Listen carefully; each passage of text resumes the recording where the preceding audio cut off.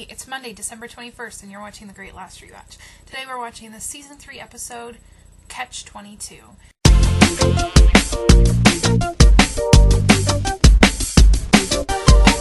This is a Desmond-centric episode, and we learn how Desmond met Penny.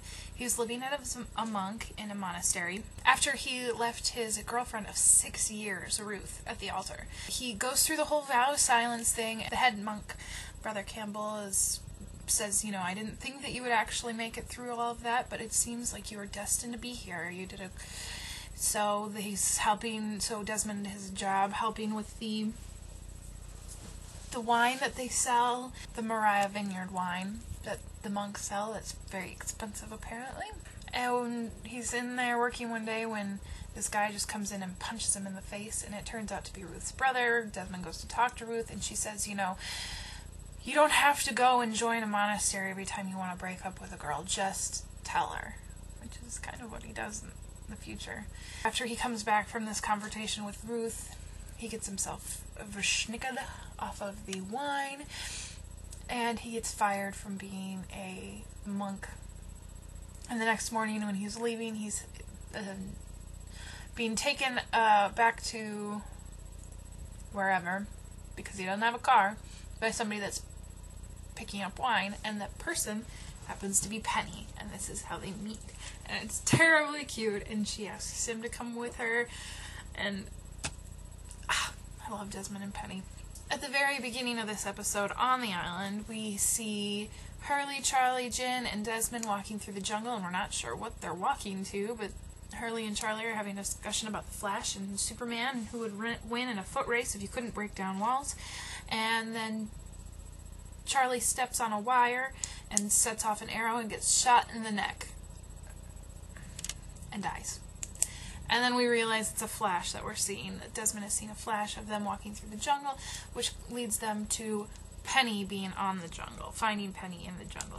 So this whole episode's basically him trying to get them come with him. He finally does. They go to the beach where the cord comes, runs down the beach and into the ocean that we saw in Season 1 in the episode Solitary and Numbers.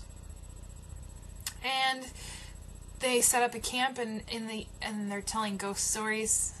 Jin is telling a Korean ghost story about a man with a hook, apparently.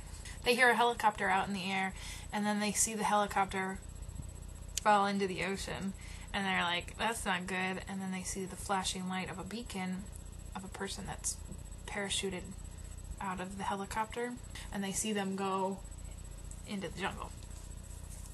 So Charlie makes them wait until the morning to go into the jungle to find the person, but as they do, they find out that Desmond thinks it's his girlfriend Penny that's there to save them, so they're all very excited until Desmond changes what he saw in the future and saves Charlie from being struck through the neck with the arrow. Then they find the person up in the tree hanging, they cut him down, and it's not Penny. But it's somebody that knows Desmond's name. Also on her, she had a book, Catch-22, which had a picture of Penny and Desmond in it.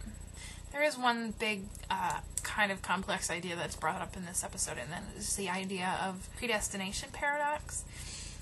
And it's the idea that if Desmond hadn't had the flash of the future, he wouldn't know where to go, and therefore the future wouldn't happen. Unlike his other flashes where he sees Charlie die and then he changes that future,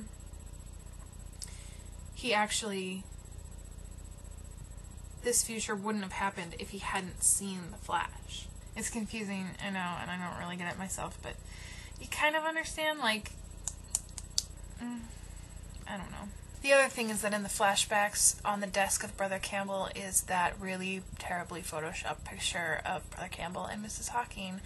And have we ever found out the connection between the two? No. And then just one question that I had was really, if Desmond hadn't have saved Charlie and Charlie had died, would it have really been Penny in the parachutist? Would Penny really have been the parachutist? I don't think it would have been. I think maybe Desmond misinterpreted the flash, Like, he saw the picture of him and Penny, so he assumed that it must have been Penny with the picture. Who else would have the picture?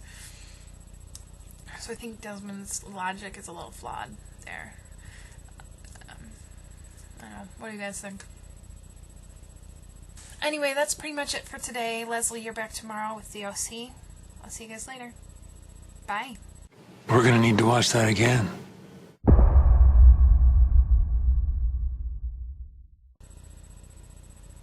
Yes, monks live in monasteries.